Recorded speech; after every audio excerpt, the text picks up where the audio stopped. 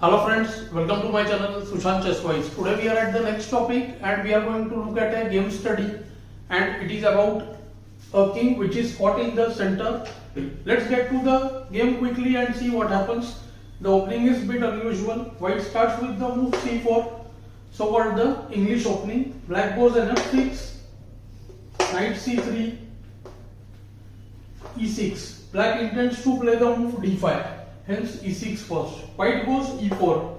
Generally nf3 and g3 are more popular. Black nevertheless still goes for the move d5, and white tries to complicate the game with the move c takes d5, e takes d5, e5. Now black is at an important crossroads. He cannot move the knight to e4 because knight e4, d4, queen a4 check, and the e4 pawn is lost. Knight g8 is simply worse. So the only move that black has is d4.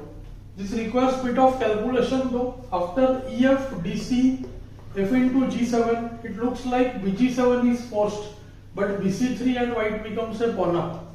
But there is a small intermezzo. After e takes f6, d takes c3, f takes g7, there is the move cd2 check, which equalizes for black, but the play is very imbalanced and both have to play very carefully. White goes bd2, black plays bishop g7. The character of the position has changed. The position has become wide open and the play can become very sharp in such cases. White goes qc2, intending to go long castle. Black should have well gone with the move castle, long castle, and then maybe you would have moved the queen or played nc6 or even considered playing bishop e6. That would have given fairly balanced play, but lot of counter chances and attack for both the sides. But black goes with the move knight c6, intending to go nd4. So white plays nf3, and now black still insists on going with the move bg4. I would say bit playing with fire over here because white is about to castle first, and if black is not ready to meet that properly, then there are going to be some serious consequences. Because as white did in the game after castle, immediately white is ready to move his bishop either to b4 or c3, trade the dark squared bishop and make the black king open. Let's say castle here, still perhaps best, but it allows definitely the move bishop c3.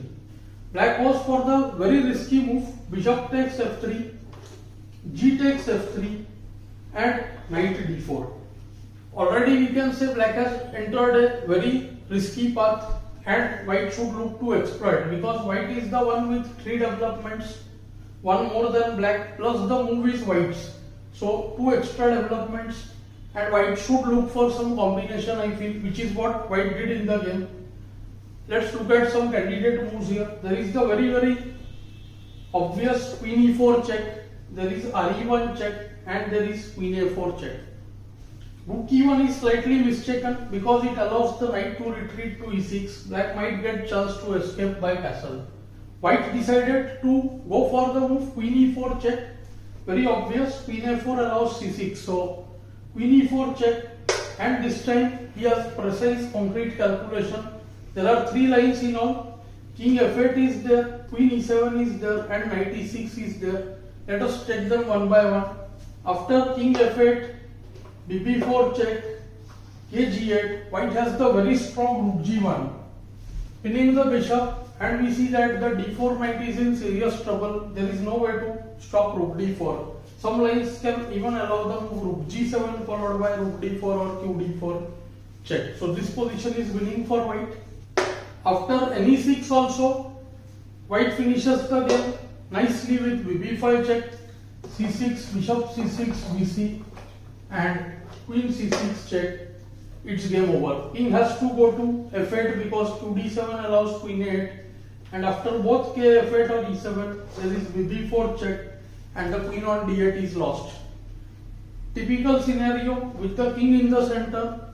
Black is actually playing with fire, and we see that he has to go with the move queen e7 where queens get traded, but white has in such an open position the bishop pair and better development. Many a player would go for the move QB7, which I think is very dangerous, because after castle, then rook b8 will allow dangerous counterplay on the b2 square, and the white king will be, I think, more exposed than the black king in that case. So white decides to trade the queen, but some precise calculation is what he does, and see the exactness of the variations. After queen e7, k e7, bb4, not giving any time, setting some nasty traps. Let us see what happens. After kd8 or d7, both there is the very strong bishop c5, not allowing black to play c5, which would happen in case of the move bishop c3. King if moves to e6, then there is the very strong bishop h3. When after f5 we see a deadly combination, rook e1 check, king f7, rook e7 check, takes rook g7, and then rook takes d4. Two dangerous bishops against the rook, and white will win some material as well, most likely the pawn on f5, which is again of course winning for white. Of course, after bh3, knight f5 loses on the spot. After rook e1 check, kf6, bishop check, now kg5 forced, because kg6 allows bf5 check and g7 is lost. After kg5, amongst many things like rook g1 and all, rook d5 is simple when the knight on f5 is simply taken and white wins. Let's go to the game and see what black could do to at least make the game playable, but he is always falling short in the game. Let's see. K8 only move, and here this is, I would call, one of the critical positions. White doesn't have to make any deep tactics or some spectacular stuff, but simple play leading to concrete tactics, and this is typical nature. With more development, king in the center, tactics happen on its own. All we have to do is look for moves, as I always tell. Check, capture, attack, very important. Now see the move bb5 check, which looks blunder. At first we realize after knight b5 there is the deadly rhe1, king is all caught up, and after be5 re5 mates. This is the typical nature of the tactic. So bb5 check, important gain of tempo, forcing c6.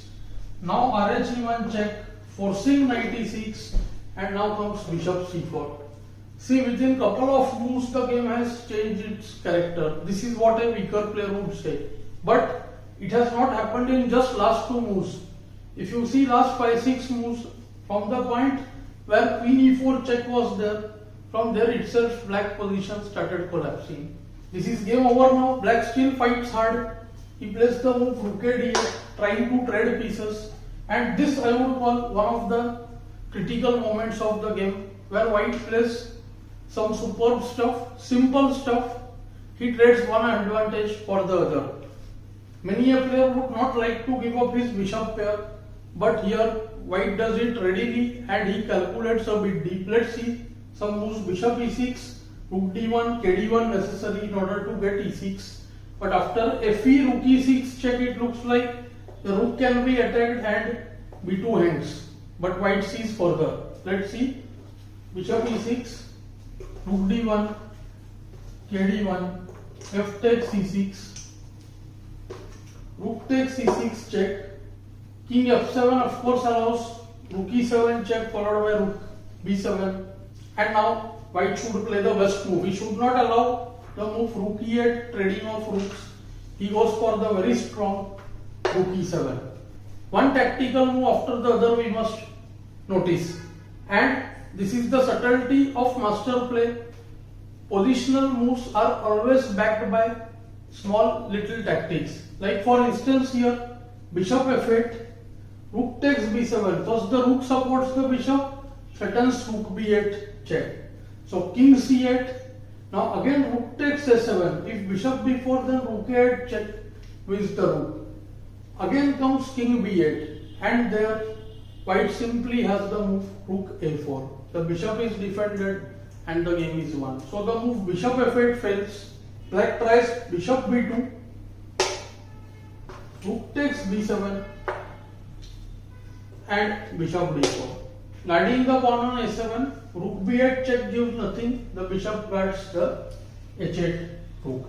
Black is still trying to fight because of white's doubled pawns. If mistakenly white trades the rook, black will get some play. But from here it's game over. White gets a forced winning rook endgame, and that he does elegantly, we must say. Bishop c5, simple and strong. Again, bishop takes c5 loss, rook b8 check, winning the rook. Only move king c8, rook takes a7, king b8, bishop takes d4. Black had seen the move rook d8 when he regains the bishop. So if rook a4 now, there is c5, which could have been played, but white thought of a better way. He enters a rook endgame, which is almost, we can say, winning by force. So he goes for the move rook h7, rook d4 check, ke2, rook a4. White is ready to sacrifice the a pawn. All he has to do is calculate precisely as he has been doing so far. White looks in the move h4. We know the rule or the saying, passed pawn must be pushed.